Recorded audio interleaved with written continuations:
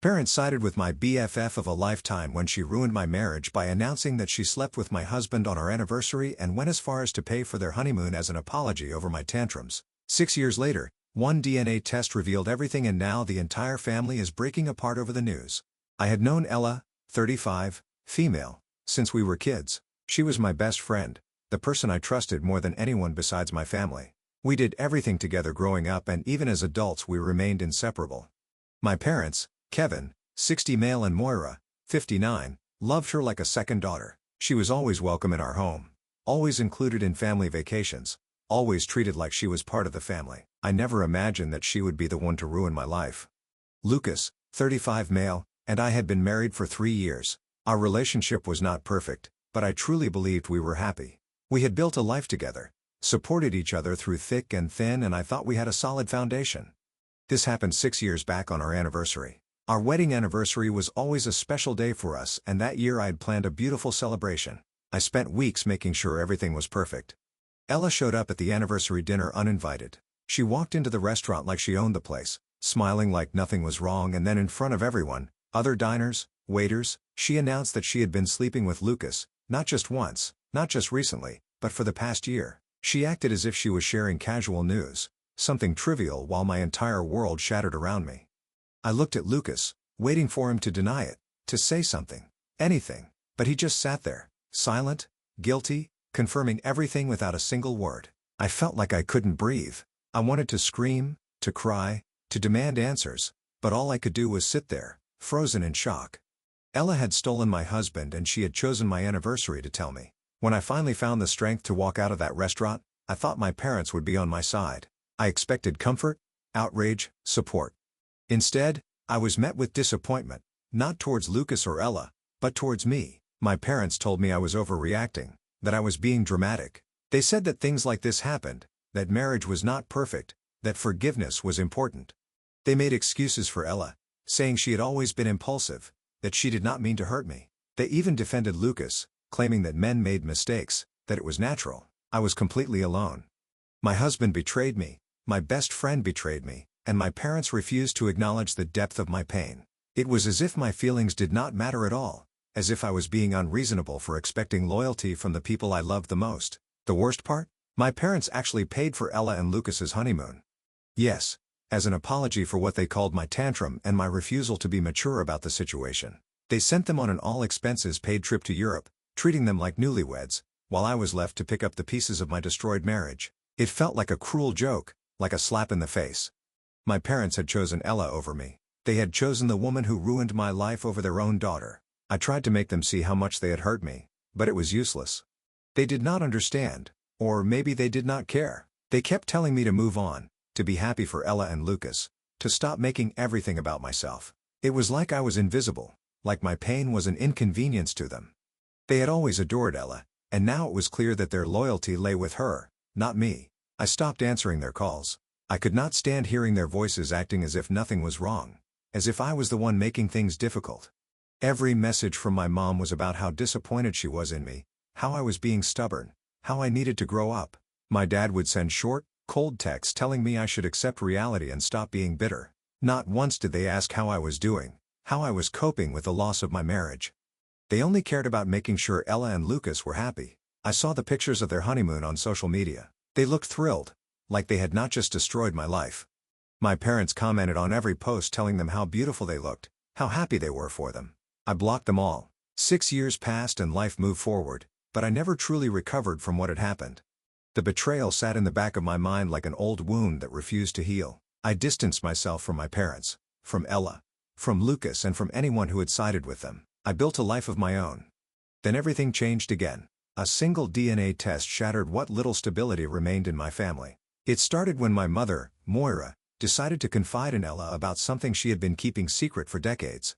Moira told Ella that my father Kevin was actually her biological father. Ella did not believe it at first. Why would she? It sounded ridiculous. We had grown up as best friends, not sisters, but my mother insisted, saying she had known the truth for years but had kept it hidden because she felt guilty. She had been close friends with Ella's mother, and my father had been having an affair with her the entire time he was married to my mom. When Ella was born, my father did not step up as a dad, and my mother, feeling guilty about the whole situation, tried to make up for it in her own way. She convinced my father to provide for Ella and her mother secretly. He bought them a house in our neighborhood. He made sure Ella attended the same school as me. He kept her in our lives under the guise of generosity. All while my mother carried the guilt of knowing the truth but refusing to expose my father's affair. Ella, still skeptical, decided to take a DNA test. When the results came back, everything crumbled. My mother had called me that morning and she told me my father was very sick and I absolutely needed to be there. Though I was skeptical, I went there. My mother lied, of course. When I reached, she said I deserved to know my sister. Kevin was indeed Ella's biological father. My father had spent years pretending he was only helping Ella out of kindness when in reality, she was his daughter. My mother had known all along and still favored Ella over me because she felt guilty about denying her a father for so many years. The fallout was immediate. My father denied nothing. He did not even try to defend himself. My mother broke down claiming she had been trapped in the secret for decades and had done the best she could. Ella was furious. Not because she had been lied to but because she felt like she had been used. She was not angry at my father though. She was angry at my mother for not telling her sooner. She was angry at me for getting a better childhood, for being the daughter my father actually acknowledged. She turned her rage towards me as if I had anything to do with the situation. My entire family exploded with accusations, resentment and decades of buried secrets surfacing at once. My father barely spoke. My mother kept crying. Ella played the victim and I just stood there, numb. How was I supposed to process this? The woman who had betrayed me by sleeping with my husband was actually my half-sister. My parents had betrayed me in more ways than I ever imagined. Everything I had ever known about my life was a lie. My childhood best friend had been planted in my life to make up for an affair. My mother's love for Ella had nothing to do with friendship and everything to do with guilt. My father had been a cheater long before Lucas ever came into my life. It was like my entire existence had been built on deception. The family broke apart. My mother and father barely spoke. Ella started demanding that Kevin make up for lost time, claiming he owed her for the years she spent fatherless. My father always wanted to take the easy way out, suddenly acted as if he had always wanted to be in Ella's life and started giving her everything she asked for. My mother resented him for it, despite being the one who had allowed it to happen for so long. I watched it all from the outside, feeling like I had been cast out of my own family, while the person who had destroyed my life was now being rewarded with everything she wanted. So I walked away. I cut ties with all of them, not out of spite, but for my own peace. And for the first time in a long time, I felt free. But my mother tried reaching out to me constantly, begging for forgiveness. I do not want to forgive her. Ida for refusing to forgive any of them? Update 1. After I walked away from my family, I thought that would be the end of it. I had spent too much time being hurt by them and I was not going to let their drama consume me any longer. But just because I stepped away did not mean the chaos stopped. If anything, it got worse. Ella wasted no time in claiming her place as my father's real daughter. She went on a mission to take everything she could from him, his money, his time, his attention. And my father, who had spent decades pretending she did not exist in that way, suddenly became the doting father she had always wanted. He started introducing her to the extended family as if she had always been a part of us. They took trips together, spent holidays together, and he even changed his will to include her. My mother spiraled. She had spent her entire life carrying the weight of my father's affair, and now she was watching the child of that affair take her place in his life. But instead of blaming my father, she blamed me. In her mind, everything fell apart because I had stepped away. If I had just accepted things, if I had just let it go, none of this would have happened. She kept reaching out, trying to guilt me back into the family, but I refused. I had given them all enough of my time and energy and I was done. Ella got exactly what she wanted. She had my father's full attention, his money, and the validation she had spent her whole life chasing. But it still was not enough for her. She wanted more. She wanted the perfect family as she had been denied growing up, and when that did not happen, she turned on my father too. She accused him of never truly caring, of only acknowledging her now out of guilt. She resented the fact that he had chosen to stay with my mother all those years instead of stepping up for her. She wanted revenge. She got it. She told my mother everything, every detail of their affair, every time he had lied, every promise he had made to Ella's mother. She painted the picture of a man who had never truly been loyal to anyone. And my mother, already broken from everything that had happened, completely fell apart. But the destruction did not stop there. My father, feeling betrayed by Ella's accusations, cut her off. The same woman he had bent over backwards for, the daughter he had finally acknowledged, was now just another person who had turned against him. He revoked the changes to his will and stopped speaking to her altogether. Ella, furious, lashed out at both of her parents. She blamed my father for his neglect, blamed her mother for accepting so little from him, and blamed me for having it easy, even though my life had been anything but easy. Oh, and Ella is still pretending as if my mother is also her mother, and that she loves her so much. The extended family did not know where to stand in all of this. Some people took my mother's side, saying she had been humiliated enough and deserved better. Others felt bad for my father, arguing that he had simply made mistakes, but did not deserve to have his entire family collapse. And then there were those who sympathized with Ella, believing she had been robbed of the life she should have had. It was a mess, one I wanted no part of. Despite everything, my mother still wanted me to come back. She left messages saying she was sorry for how things turned out, and that she never meant to hurt me, but I knew better. She was alone. And that's the only reason she wanted me back, not because she truly regretted how she treated me, but because she had no one else left. Ella too reached out. She tried to act like we had some kind of shared trauma, like we were both victims of my father's selfishness. But I was not interested. She had spent years trying to take what was mine, my friends, my family, my life, and now that it had all blown up in her face, she wanted me to be her sister? No. That was not going to happen. As for my father, he never reached out. Not once. He simply moved on with his life. He found another woman, someone younger, and started over as if none of this had ever happened. That hurt in a way I was not expecting. Not because I wanted a relationship with him, but because it proved once and for all that he had never truly cared about any of us. Through all of this, I stayed away. I focused on myself, but I won't pretend it did not affect me. Even though I had chosen to leave, there was still something painful about watching my family completely fall apart. It felt like confirmation that I had never really belonged there in the first place. The one thing that still haunts me is the fact that even after everything, they still blame me. My mother blames me for walking away. My father blames me for not understanding why he did what he did. Ella blames me for having the life she wanted. No matter what, I was always going to be the villain in their story. And honestly, I'm okay with that because at least I got out. Update 2. I never imagined that something as special as my wedding would become a battleground. But here we are. I have been hesitant to write an update, but after everything that's happened, I feel like I need to get this off my chest and ask for some advice. It has been an emotional roller coaster and I'm honestly exhausted. So here's what went down. A few weeks ago, I heard from my mom again. Out of nowhere, she reached out. I did not even know how she found out I was getting married. I guess someone must have told her, but I'm honestly not sure who because I did not want to share the news with her. After everything that's happened with her, our difficult history, the lies, the manipulations, I did not feel it was right to have her at my wedding, but I guess she felt differently. When I first heard from her, she made it sound like she was just reaching out to say hello and that she was happy for me. I honestly did not know what to expect, but I thought it would be polite to respond. But as soon as I did, things quickly spiraled. My mom started acting like the victim. She said things like, "I can't believe you're not inviting me to your wedding. This is your big day and I should be there."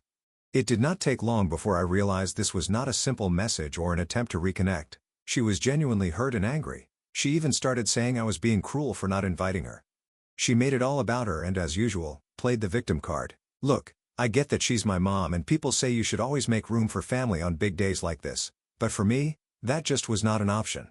There's a lot of history between us and the truth is her actions over the years have made me feel betrayed, unheard and unsupported. I have tried over and over to have a healthy relationship with her, but each time she crosses boundaries and causes drama. I could not just ignore everything and pretend like things were okay for the sake of the wedding. I had to protect myself and my peace, especially after the mess she caused last time I saw her. So I told her very clearly that I was not inviting her to the wedding. I explained that it was not personal, but that I felt it was the best choice for me and Chris, 38, male, my fiancé, now husband. I told her that this wedding was not the place to try and fix things. I was firm, but not rude, just honest. And then things got really out of hand. The day of my wedding arrived and everything was going beautifully. The ceremony went smoothly. The reception was exactly what we dreamed of and I was surrounded by the people who truly cared about me. But in the middle of all of that, something unexpected happened. My mom showed up. I don't know how she found out the details, but somehow she showed up at the venue uninvited. She tried to get past the security guard at the entrance and when he stopped her, she started making a scene. She screamed, she cried, she even tried to guilt him into letting her in. I could hear it from inside the building and it was honestly one of the most stressful moments of the entire day. The whole event was thrown into chaos for a few minutes while the staff tried to handle the situation. Of course, Chris and I were informed right away. I could not believe it.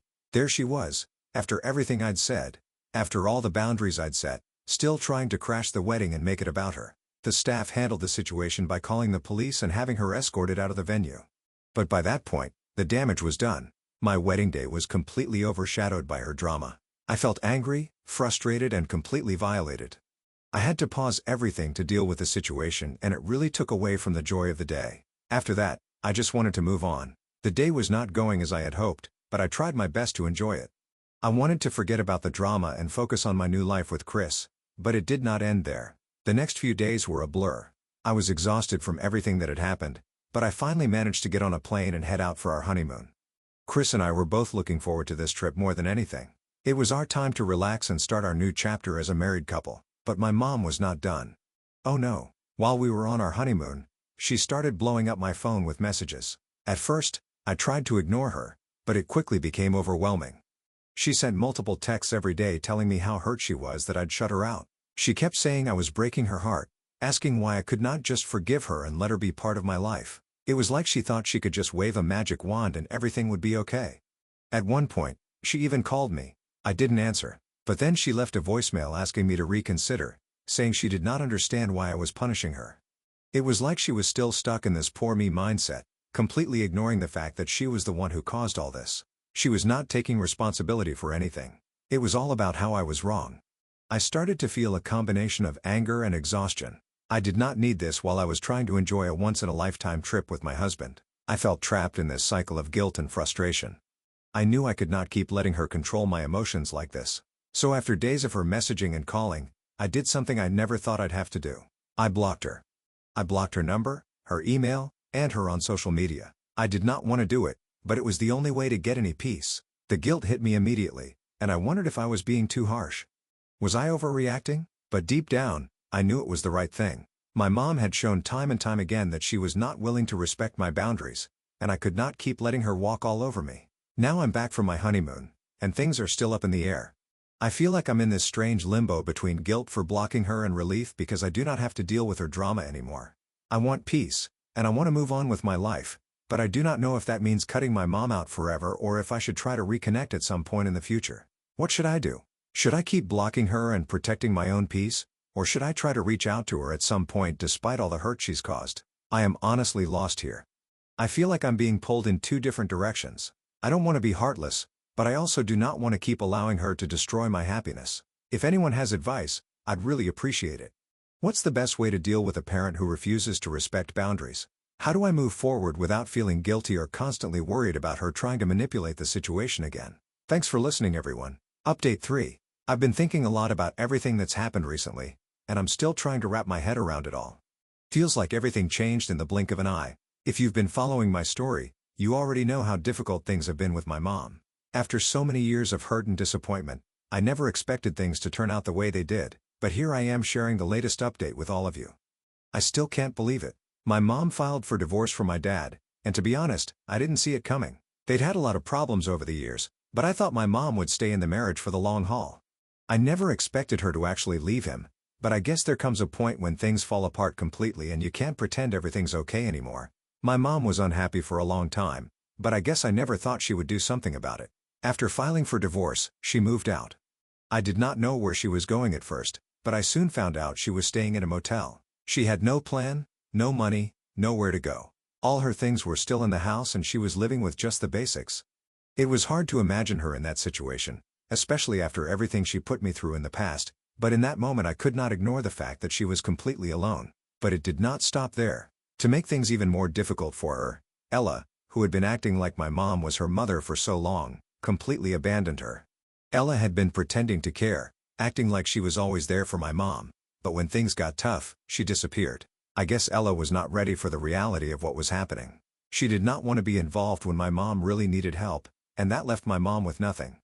I knew I did not want to get too involved with my mom again, especially after everything that's happened between us. We've had so many issues over the years that I have built up walls to protect myself from the constant drama and manipulation she's brought into my life. But when I found out she was alone in that motel, I could not just walk away. I could not leave her to figure things out by herself, no matter how much she had hurt me in the past. At first, I didn't know what to do.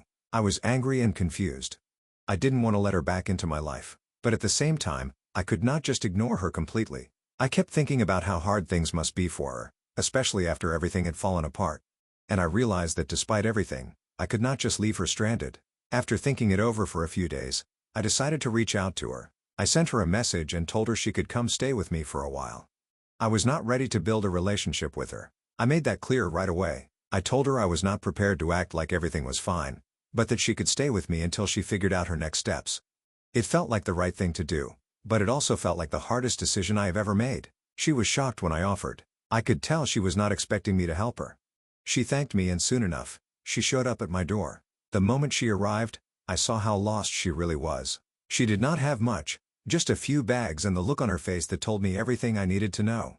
She was not the same person who had manipulated and hurt me for so long. She was broken, tired and seemed unsure of what to do next. Since she's been staying with me, things have been strange. There's a lot of silence between us. We do not talk much. I'm still trying to figure out what to say or how to act around her. I have made it clear that I'm not ready to have a relationship with her, but I also did not want to kick her out when she had nowhere else to go. It is an uncomfortable situation to say the least. I've been trying to find a balance between helping her and protecting myself. I do not want to fall back into the old patterns of our relationship. I don't want to start relying on her or letting her manipulate me again, but at the same time, I don't want to be heartless.